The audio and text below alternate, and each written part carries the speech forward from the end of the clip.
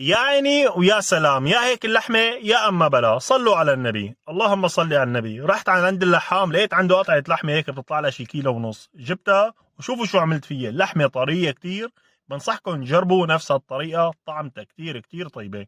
هي قطعة اللحمة جبتها حطيت تحتها ورقة زبدة وبلشت بخبخها بالملح يمين وشمال وفوق وتحت وفلفل، كترت لها وحطيت لها 7 بهارات هي خصوصي للحمه لحتى تعطيها طعمه كتير طيبه. انتم شو ما بدكم فيكم تبهروها.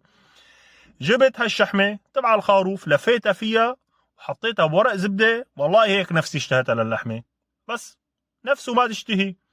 لفيتها وغطيتها بورق زبده وبعدين بقصدير وحطيتها بجاط، وحطيت صينيه تحت الجاط وحطيت لها مي خليتها تتنهنه نهنها على البخار. حطيتها 3/4 ساعه بالفرن. بعد 3/4 ساعة راحت لها نص استواء. تمام، هلا بدنا نشيلها